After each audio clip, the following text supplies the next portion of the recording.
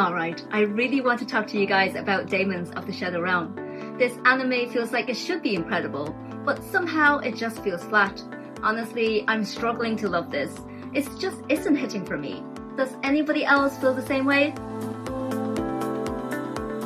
In this video, I want to break down why this anime feels strangely disconnected for me. I want to talk about the characters, the pacing, the emotional tone, and why some of the writing just feels a bit off. I'll also talk about why I think this anime has all the right ideas, but somehow it's not working. And also the reasons maybe why it isn't creating the hype or obsession that people expected. So, here we go. Look, I'm not blindly disliking this anime, Daemons of the Shadow Realm. I mean, this is by Arakawa, the same creator as Fullmetal Alchemist. The atmosphere is mysterious, the lore is interesting, and the production quality is really strong too. It has all the right elements to be a good and exciting anime. On paper, this is exactly my kind of anime too, and yet I'm still disengaged from it. Why do you think that is? Maybe part of the problem is the expectation?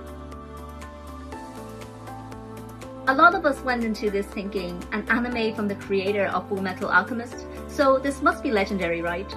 We were expecting another Fullmetal level kind of emotional hook, and maybe that's unfair, because this is not Fullmetal Alchemist. It's a completely different story trying to do a completely different thing.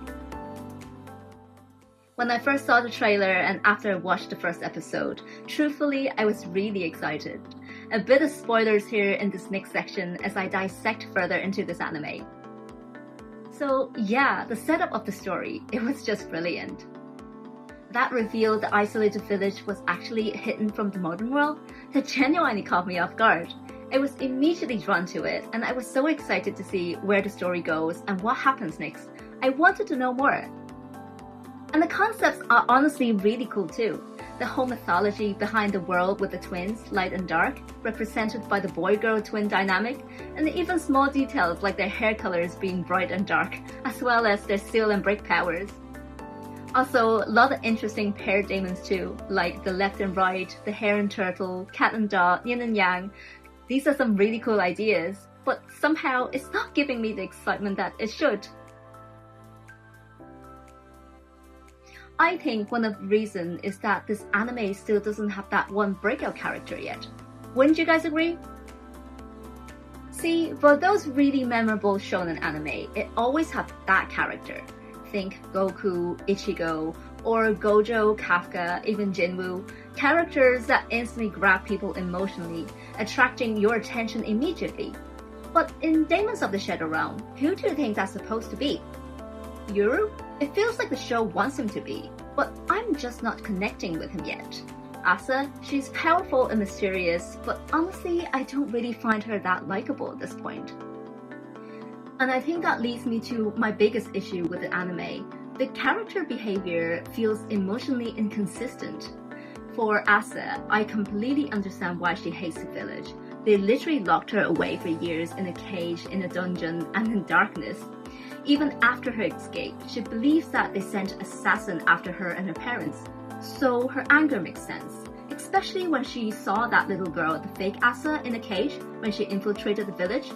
But is it justified to hurt all those innocent people in the village too? But then the story suddenly swings from Asa is terrifying to Asa being quirky and cute. When Asa met Yuru, it's portraying her as friendly and cute, and trying to introduce this cute interaction with her brother. But oh my god, she destroyed the whole freaking village. Is it me, or is that transition just doesn't work? Even Yuru's reactions feel somewhat restrained. First of all, and this is what I don't get, when he was still in the village, the people literally caged his little sister in a dark dungeon. And he was fine with this? Like, what? Yeah, he appeared to be caring and brought toys to his sister, but does he not stop and think, hang on, that's not right to keep a little girl in a dungeon, hello? After Asa and Gabi's attack, from his point of view, these people destroyed his entire life. The Kagemori clan is the enemy, and yet emotionally, his reaction feels somewhat muted. He says he doesn't trust them, but emotionally, he doesn't come across as angry enough.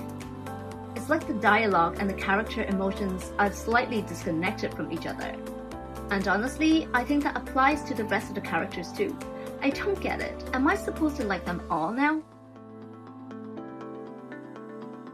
Take Gabby for example. This girl destroyed an entire village, children lost their parents and people were massacred.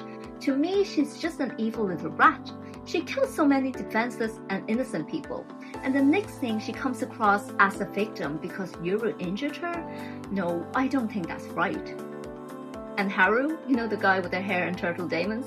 It feels like he exists for the comedy, I guess, but I don't think he's funny at all.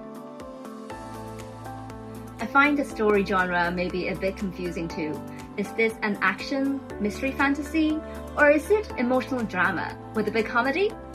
Like some people are saying, we were expecting dark fantasy action anime, but instead we got slow mystery world building.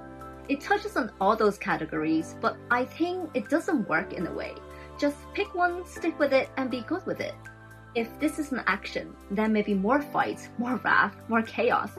And if it's a mystery, then more storytelling, more hooks and cliffhangers. A combination of everything becomes nothing at all. It just creates a weird feeling where serious scenes don't feel serious enough, but funny scenes also aren't funny enough. So the emotional tone for me just never fully lands. Perhaps pacing is also hurting the series. I've seen a lot of people saying the same thing. Weekly viewing makes the mystery feel slower, weakens emotional investment, and drags out the momentum.